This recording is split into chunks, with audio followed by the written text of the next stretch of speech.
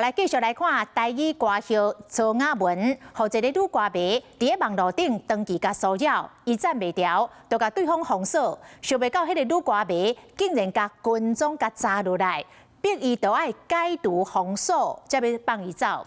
曹雅文就请假马上来报警，讲实在是真可怕。经纪人讲，曹雅文即摆是伫咧惊惶甲不安的状态当中。案件目前是交法律继续来处理。 你现在不让我进去是不是？你先解封我就给你进去。你再这样子，我真的要叫警察。可是你先解封我啊！穿外裤的查某人讲话挑战，直直叫人甲解除封锁。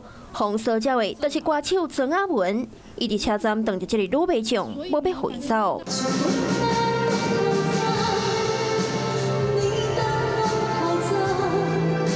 曹雅文充满感情的开口，若互伊得到金曲奖的肯定，嘛有经济理奖。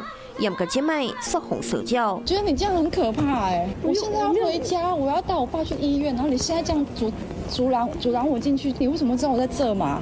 运气碰碰。无亲近群众，个保证讲即边袂个手脚。17号早起8点多，曹雅文甲老母拖行李箱仔，伫邦桥车站内准备要去坐高铁，想袂到迷将向对后壁出现，佮9966。曹雅文的老母决定将影片公布。不要直播，我没有要直播。 你现在还要碰我东西？你现在什么意思？哈！原来这个女迷将过去的 IG 酷传消息给曹雅文，曹雅文实在挡袂牢，才会甲封锁。迷将甲恐吓讲，若继续甲封锁，袂放你煞，包括经纪人，甚至佮放条讲要到台南找曹雅文的陪补。这个新加坡女迷将若伫网络顶骚扰，即摆佮入侵曹雅文的生活中。令女性持续跟梢控制行李箱，不让其离去。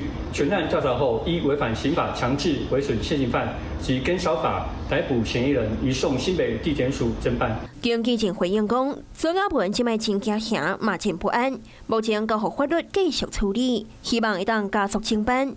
如今，这个迷将红衣上法办，将会为伊恐怖行为付出代价。